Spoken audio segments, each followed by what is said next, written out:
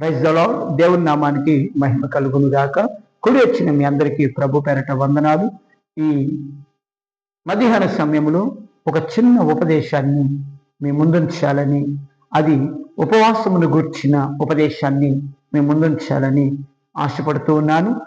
వాక్యములోనికి వెళ్దాం.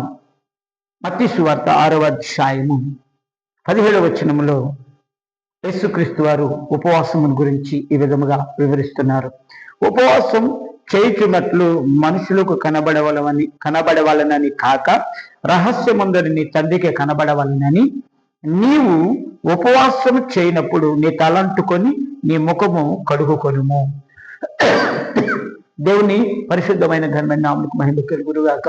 అంటే యేసుక్రీస్తు వారు చెప్తున్నటువంటి ఉపవాస అనుభవం ఏంటయ్యా అంటే, ఉపవాసం చేయుచున్నప్పుడు మనము మనుషులకు కనపడకూడదంట, లేకపోతే వ్యాపారాలు చేయకూడదు, లేకపోతే ఉద్యోగాలు చేయకూడదు, లేకపోతే మరొక పని మీదుగా ఉంటూ ఉపవాసం ఉండడం వలన నీ జీవితంలో ఆశీర్వాదం రాదు, నీవు కోరుకున్నది నీ జీవితంలో నెరవేర్చబడదని పరిశుద్ధాత్ముడు స్పష్టంగా చెప్తున్నాడు.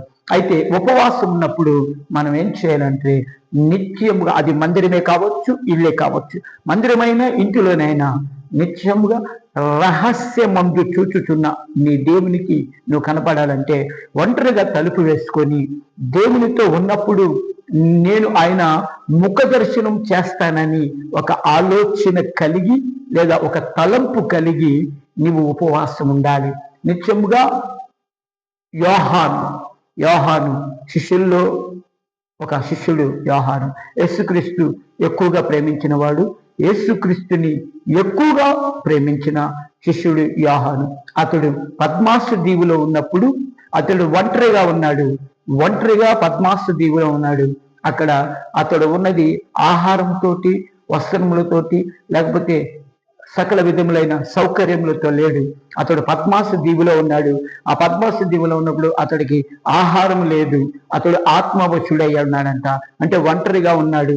ఎప్పుడైతే ఉపవాసం ఉన్నాడో, ఎప్పుడైతే ఒంటరిగా ఉన్నాడో, దేవుని ఆత్మ అతని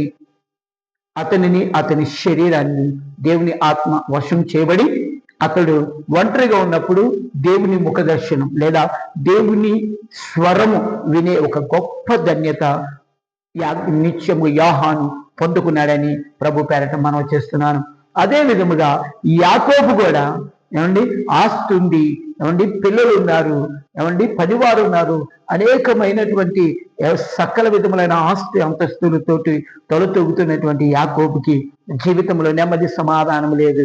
అయితే ఎబొక్కు రేవు దగ్గర ఒంటరిగా ఉపవాసం ఉండి దేవుని పాదాలు పట్టుకున్నాడు. ఒంటరిగా ఉపవాసం ఉండి దేవుని దూత పాదాలు పట్టుకొని అతడు పెనుగులాడుతున్నప్పుడు దేవుడు ఒక అద్భుతమైన కార్యం జరిగించాడు. ఎందుకంటే అటువంటి అద్భుతమైన కార్యాలు నీ జీవితంలో నా జీవితంలో కొన్ని అద్భుతమైన కార్యాలు జరగాలంటే మనం ఒంటరి అయిపోవాలి.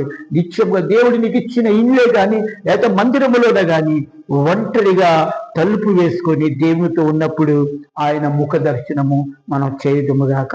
అదే విధముగా ఆ ఒంటరిగా దేవునితో ఉన్నప్పుడు ఆయన ప్రేమ ఎంత బలమైనది, ఎంత నిజమైనది, ఆయన కృప నిత్యముగా మనము ఎరుగుదుముగాక.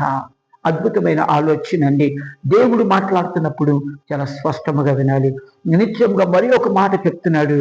ఆయన ఆదరణ బలపరిచి శక్తిగా నీ నా హృదయములోనికి నింపునుగాక. ఒంటరిగా దేవుడితో ఉన్నప్పుడు ఆ ప్రత్యేకమైన అనుభవం